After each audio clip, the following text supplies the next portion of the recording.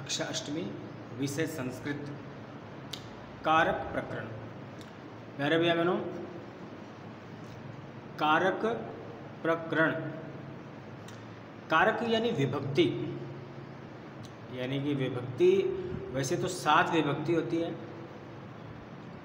और कारक यदि आपसे पूछा जाए कि मुख्य कारक कितने होते हैं, प्रमुख कारक, तो प्रमुख कारक भैया बहनों 6 होते हैं। प्रमुख कारक 6 होते हैं। और 6 में जैसे प्रथम जो कारक होता है वो कर्ता कारक होता है, प्रथम कर्ता कारक। और द्वितीय विभक्ति में और जो कारक होता है कर्म कारक होता है, कर्म। तृतीय विभक्ति में कर्ण कारक, चतुर्थी में संप्रदान कारक, पंचमी विभक्ति में अपादान कारक और षष्ठी विभक्ति में संबंध कारक और सप्तमी में अधिकरण कारक। इस प्रकार से 7 कारक होते हैं। और अंत में दिया होता है संबोधन। संबोधन कोई विभक्ति नहीं होती है। संबोधन का अर्थ ये होता है कि हम किसी को बुला रहे हैं, संबोधन कर रहे हैं, ठीक। वह अक्षर आते हैं, वर्ण आते हैं उसमें।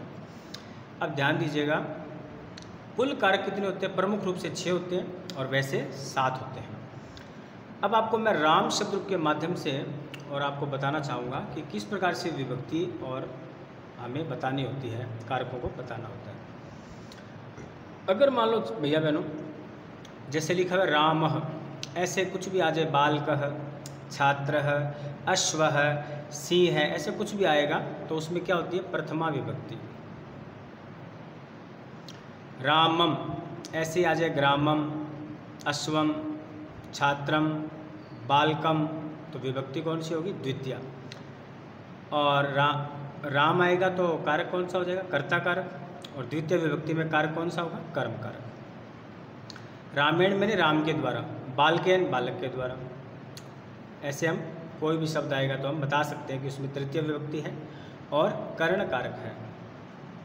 रामाय ऐसे छात्राय आ जाए, बालकाय आ जाए, ग्रामाय आ जाए, ऐसा कोई भी अगर शब्द आएगा इस तरीके का, उसमें चतुर्थी विभक्ति और संप्रदान कारक। रामात में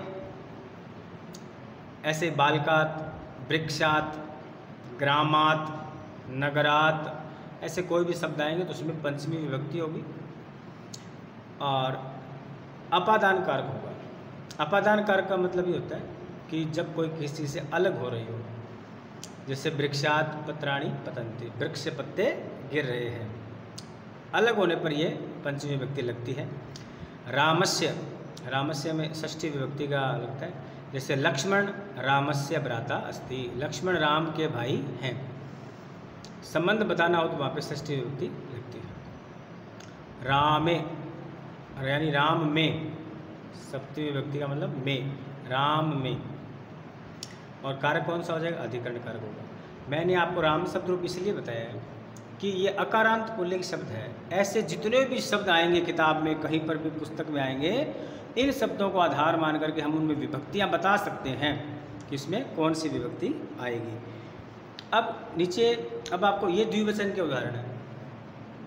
अगर रामव रामव लिखा आता है तो द्वितीय विभक्ति है ना, प्रथमा विभक्ति और द्वितीय विभक्ति। वाक्य को हम जब पढ़ेंगे तो पता चल जाएगा कि अगर कर्ता के रूप में है तो प्रथमा विभक्ति, और कर्म के रूप में है यानी द्वितीय विभक्ति, है ना। तो इस प्रकार से हम बता सकते हैं शब्दों को देख करके। अब एक उदाहरण के द्वारा आप समझेंगे। जैसे और भी देख सकते हैं आप, जैसे रामः, बालकाः, ऐसे कोई शब्द आएंगे तो प्रथमा विभक्ति। रामान, बालकान, ऐसे शब्द आएंगे तो द्वितीय विभक्ति। रामहि, ग्रामहि, वृक्षहि, बालकहि, ऐसे शब्द आएंगे तृतीय विभक्ति। जैसे रामेभ्य, अगर ऐसे बालकेभ्य, छात्रेभ्य, अश्वेभ्य, सिंहेभ्य ऐसा आएगा तो चतुर्थी विभक्ति। और ये पंचमी में भी इसी प्रकार से रामाणाम, बालकानाम, छात्राणाम, वृक्षाणाम, ऐसे शब्द आएंगे तो षष्ठी विभक्ति। रामेषु, बालकेषु, छात्रेषु, ऐसे आएंगे ना तो सप्तमी विभक्ति। और कारक कौन सा होगा? अधिकरण कारक। अब हम परीक्षा में कैसे पूछा जाएगा? परीक्षा में आपसे ऐसे पूछा जाएगा, रामाय नमः। परीक्षा में पूछा जाएगा कि रेखांकित शब्द में विभक्ति बताइए और कारण बताइए।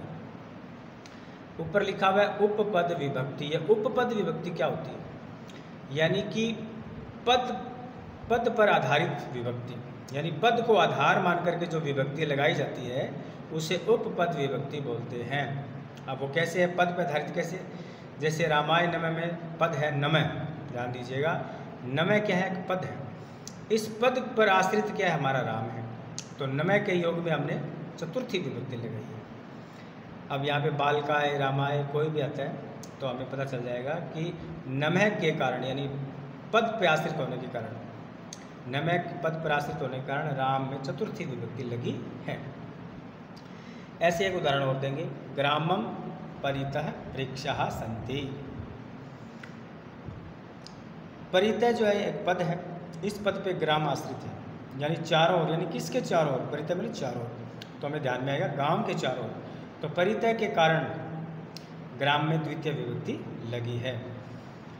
उपपद विभक्ति का मतलब पद, यानी शब्द, पद पर जब हमारा शब्द आश्रित हो तो उस हिसाब से, और उपपद विभक्ति इसको बोलते हैं। यानी पद यानी परितः, और इस पे आश्रित क्या है? ग्राम, तो ग्राम हम समझेंगे। तो प्यारे भैया बहनों, इस प्रकार से हमें ध्यान में आया कि पद के कारण और किस प्रकार से विभक्ति लगती है।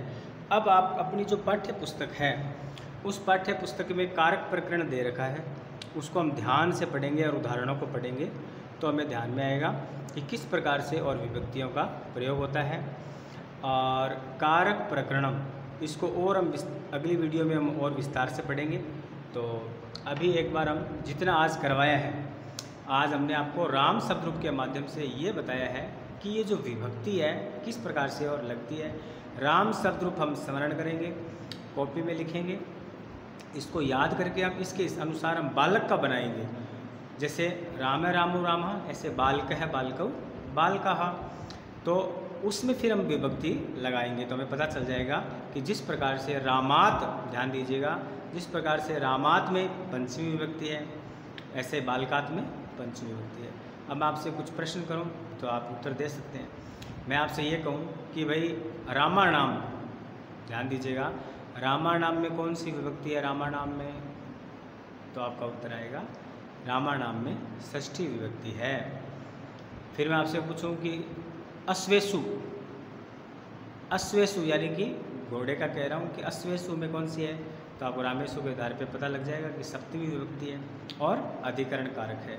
प्यारे भैया बहनों, राम शब्द रूप के आधार पे बालक का बनाएंगे और उस पर फिर हम विभक्तियों का ध्यान करेंगे किस प्रकार से विभक्ति लगी हुई है। धन्यवाद। अगली वीडियो में हम कारक प्रकरण को और विस्तार से आपको समझाएंगे। ये इसकी एक भूमिका थी कि किस प्रकार से कारक यानी विभक्तियों का प्रयोग शब्दों में कैसे होता है। धन्यवाद।